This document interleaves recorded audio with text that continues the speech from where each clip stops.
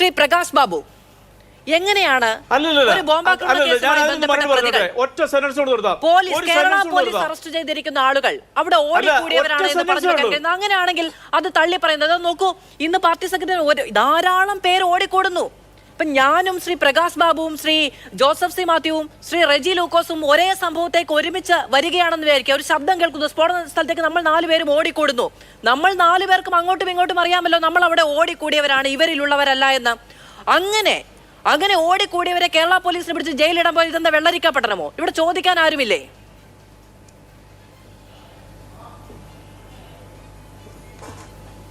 നോക്ക് മാധു, ഇവിടെ ബഹുമാനപ്പെട്ട കേരളത്തിൻ്റെ ആഭ്യന്തര വകുപ്പ് കൈയാളുന്ന നമ്മുടെ മുഖ്യമന്ത്രി, ആ മുഖ്യമന്ത്രിയുടെ കീഴിലുള്ള പോലീസിൻ്റെ അന്വേഷിച്ച് കണ്ടെത്തിയിട്ടുള്ള ഒരു വസ്തുത, മുഖ്യമന്ത്രിക്കും പാർട്ടി സെക്രട്ടറിക്കും അതേപോലെ തന്നെ വർഗ ബഹുജന സംഘടനയുടെ ഭാരവാഹികൾക്കും തള്ളിപ്പറയേണ്ടി വരുന്നത് ആ പാർട്ടിയെ സംബന്ധിച്ചിടത്തോളം ഏറ്റവും വലിയ ഗതികേടാണ്.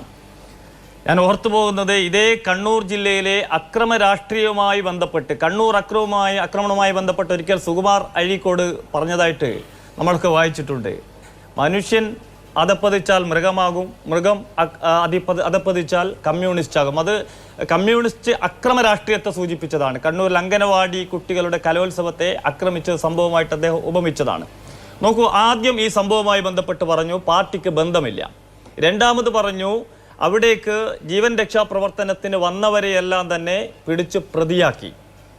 പിന്നീട് പല വ്യാഖ്യാനങ്ങളും നൽകി. ഇത് 2 ദിവസമായിട്ട് കഴിഞ്ഞാൽ ഞാൻ 1-2 ചോദ്യങ്ങൾ ചോദിക്കാം. ഈ സംഭവവുമായി ബന്ധപ്പെട്ട് ആഭ്യന്തര വകുപ്പിൻ്റെ കീഴിലുള്ള പോലീസ് കണ്ടെത്തിയുള്ള പ്രതികൾ, അതിൽ 2 DYFIയുടെ യൂണിറ്റ് സെക്രട്ടറിമാരാണ്, 2 DYFIയുടെ ജോയിന്റ് സെക്രട്ടറിമാരാണ്, ഒരാൾ CITUവിൻ്റെ പാർട്ടി അംഗമാണ്. നോക്ക് മാധു, ഈ സ്ഥലം, സ്ഫോടനം നടന്ന സ്ഥലത്ത് നിന്ന് 2.5 കിലോമീറ്റർ അകലെയാണ് കുന്നോത്ത് പറമ്പ്. അവിടെ നിന്ന് പിന്നെയും 500 മീറ്റർ മാറിയിട്ടാണ് മീത്തലെ കുന്നോത്ത് പറമ്പ്. 4 കിലോമീറ്റർ അപ്പുറമാണ് കല്ലിക്കണ്ടി. അപ്പോൾ ഇങ്ങനെ 4 സ്ഥലങ്ങളിലുള്ള, അതേപോലെ തന്നെ മറ്റൊരു കടുങ്ങാമ്പൊയിൽ, അത് 2 കിലോമീറ്റർ അപ്പുറം. ഇതാണ് ഈ സ്ഥലവുമായിട്ടുള്ള വ്യത്യസ്ത ദിശകളിലേക്കുള്ള ദൂരം. അപ്പോൾ ഈ 2.5 മുതൽ 4 കിലോമീറ്റർ വരെ അപ്പുറത്തുള്ള പ്രതികൾ ഈ സ്ഫോടനം നടന്ന് വിത്തിൻ മിനിറ്റ് അവിടെ വന്ന് ഇവരെ രക്ഷിക്കാൻ വേണ്ടി കൊണ്ടുപോയിട്ടുണ്ടെങ്കിൽ അത് മറ്റൊരു വെളിപ്പെടുത്തൽ കൂടിയാണ് ഈ പാർട്ടി നേതാക്കൾ ഉണ്ടാക്കുന്നത്. കാരണം ഇവരെല്ലാം തന്നെ ഈ സ്ഫോടനം നിർമ്മിക്കുന്ന സ്ഥലത്തുണ്ടായിരുന്നു, സഹായങ്ങൾ നൽകാൻ അല്ലെങ്കിൽ വിവിധ സ്ഥലങ്ങളിലേക്ക് ഇത് കൊണ്ടുപോകാൻ. അങ്ങനെയുള്ളൊരു സൂചനയല്ലേ നൽകുന്നത്? ഇനി അതല്ല എങ്കിൽ ആ പാർട്ടിയുടെ ലോക്കൽ സെക്രട്ടറി മാധു, ഈ സംഭവ സ്ഥലം ഉൾപ്പെടുന്ന പാർട്ടിയുടെ ലോക്കൽ കമ്മിറ്റിയുടെ സെക്രട്ടറി ആയിട്ടുള്ള സഖാവ് പ്രജി പുന്നത്ത്, ഈ പ്രജി പുന്നത്തിന്റെ വീട് ഈ ബോംബ് സ്ഫോടനം നടന്നതിന്റെ 3ാമത്തെ വീടാണ്. 3 പറമ്പിന്റെ അപ്പുറത്തുള്ള വീടാണ്. അതുപോലെ ഇന്നലെയും ഒക്കെ പാനലിസ്റ്റുകൾ പറയുന്ന ഒരു കാര്യം, ഈ സ്ഫോടനം നടന്ന സ്ഥലം ഏതോ BJP പ്രവർത്തകന്റെ ഉടമസ്ഥതയിലുള്ള സ്ഥലമാണ് എന്നടക്കമുള്ള ആരോപണങ്ങളാണ്. ഈ അവിടെ വിജയസാധ്യതയുള്ള സ്ഥാനാർത്ഥികളെ അവർക്ക് നേതൃത്വം നൽകുന്ന രാഷ്ട്രീയ പാർട്ടി എന്ന നിലയിൽ അത്ര ബോധമില്ലാത്തൊരു കാര്യം CPM ചെയ്യുമോ എന്ന് ചോദിക്കുമ്പോൾ അതിന് എതിരെ നിൽക്കുന്ന രാഷ്ട്രീയ പ്രസ്ഥാനങ്ങൾക്ക് നേരെയാണ് ആ ചോദ്യം വരുന്നത്. ഈ സംഭവവുമായി ബന്ധപ്പെട്ട് BJPക്ക് പരോക്ഷമായോ പ്രത്യക്ഷമായോ ബന്ധമുണ്ട് എന്ന ആരോപണമാണ് അങ്ങനെ ഉന്നയിക്കപ്പെടുന്നത്.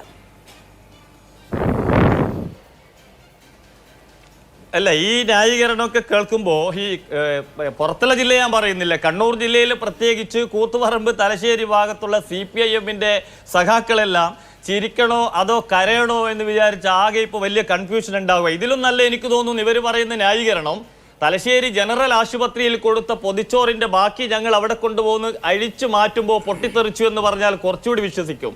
എങ്ങനെയാണ് ഇവർക്ക് ഇതിനെങ്ങനെ ന്യായീകരിക്കാൻ പറയുന്ന മാധു? ഇത് എത്ര ഇപ്പോൾ കണ്ണൂർ ജില്ലയിൽ കഴിഞ്ഞ 2.5 വർഷമായി കണ്ണൂർ ജില്ലയിൽ അക്രമ രാഷ്ട്രീയങ്ങൾ ഇല്ലായിരുന്നു.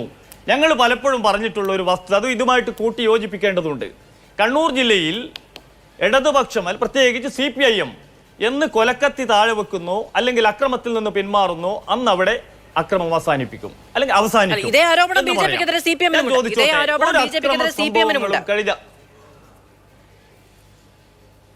പറഞ്ഞ മാധു എന്താ പറഞ്ഞ? BJPക്കെതിരെ CPM-നുമുണ്ട്. കഴിഞ്ഞ 2.5 കൊല്ലമായി കണ്ണൂർ ജില്ലയിൽ ഈ പാനൂർ കൂത്തുപറമ്പ് മേഖലയിൽ നടന്ന ഒരു അക്രമ സംഭവം മാധു പറ.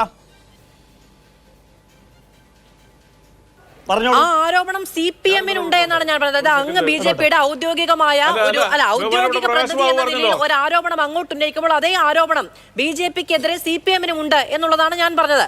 അതായത് കണ്ണൂർ ജില്ലയിലെ രാഷ്ട്രീയ സംഘർഷങ്ങൾക്ക് അപ്പുറത്തും ഇപ്പുറത്തും നിൽക്കുന്ന രാഷ്ട്രീയ അല്ലേ?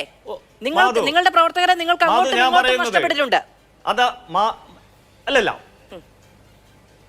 തീർച്ചയായിട്ടും ഞങ്ങൾ പറഞ്ഞല്ലോ, കണ്ണൂർ ജില്ലയിൽ CPIM-ന്റെ അക്രമ രാഷ്ട്രീയത്തിന് ഇരയാകാത്ത ഒരു രാഷ്ട്രീയ പാർട്ടിയും കണ്ണൂർ ജില്ലയിലില്ല. ഇനി രാഷ്ട്രീയ പാർട്ടികൾ പോട്ടെ, സ്വന്തം മുന്നണിയിലുള്ള CPI-ക്ക് കണ്ണൂർ ജില്ലയിലുള്ള ഏക രക്തസാക്ഷി മൊടക്കോഴി മലയിലുള്ള ദാമോദരനെ കൊലപ്പെടുത്തിയതും ഈ CPIM മിണ്ടാ പ്രഹണികളെ കൊലപ്പെടുത്തിയിട്ടുണ്ട്. അതേപോലല്ല, ഞാൻ പറയട്ടെ, ഒരു മിനിറ്റ്, നിങ്ങളെ അവസരത്തിൽ നിങ്ങൾ പറഞ്ഞോ. അതേപോലെ ജഡ്ജിന്റെ ഒരു വീട്ടിലേക്ക് മാർച്ച് നടത്തിയിട്ടുണ്ട്. ഒരു DYSP സുകുമാരനെ അദ്ദേഹത്തിന്റെ ഒരു സ്ത്രീപീഡനവുമായി ബന്ധപ്പെടുത്തി അടിച്ച് കാലൊടിച്ചിട്ടുണ്ട്. അപ്പൊ ഇതൊക്കെ കൂട്ടി വായിക്കുമ്പോൾ ഞാൻ പറഞ്ഞ ഒറ്റ കാര്യമാ മാധു, 2.5 കൊല്ലമായി അവസാനമായി മാഹിയിലുള്ള, അതായത് പുന്നോലുള്ള ഒരു അക്രമം കഴിഞ്ഞ് 2.5 കൊല്ലമായി കണ്ണൂർ സമാധാനമായിരുന്നു. കണ്ണൂരിലെ സമാധാനം ഉണ്ടായാൽ ആ പാർട്ടി ഗ്രാമങ്ങളിൽ എല്ലാവർക്കും പ്രവർത്തിക്കാനുള്ള രാഷ്ട്രീയ അവസരം കിട്ടും. അത് CPIM-നെ സംബന്ധിച്ചിടത്തോളം ഭയപ്പാടാണ്. ഞങ്ങളുടെ പാർട്ടി ഗ്രാമങ്ങൾ രാവണ കോട്ടകളാണ്. അവിടേക്ക് ഒരാളും പ്രവർത്തിക്കാൻ പാടില്ല. അവിടെ ഒരു രാഷ്ട്രീയ പാർട്ടിയുടെയും കൊടി ഉയരാൻ പാടില്ല. അവിടെ ഞങ്ങൾ തടഞ്ഞു നിർത്തും. ഇങ്ങനെ സമാധാനപരമായി 2.5 കൊല്ലം പോയപ്പോൾ നല്ല ജനാധിപത്യ രീതിയിൽ എല്ലാവരും പ്രവർത്തിക്കുന്നു. അപ്പോൾ ഒരു തെരഞ്ഞെടുപ്പ് വരുന്നു. കേരളത്തിൽ എപ്പോഴെല്ലാം CPIM വലിയ അസ്വസ്ഥത രാഷ്ട്രീയപരമായി നേരിട്ടിട്ടുണ്ടോ അപ്പോഴെല്ലാം അക്രമം ഉണ്ടാക്കിയിട്ടുണ്ട്. ഇപ്പോൾ CPIM പ്രതിരോധത്തിലാണ്, കേരളം മുഴുവൻ പ്രതിരോധത്തിലാണ്.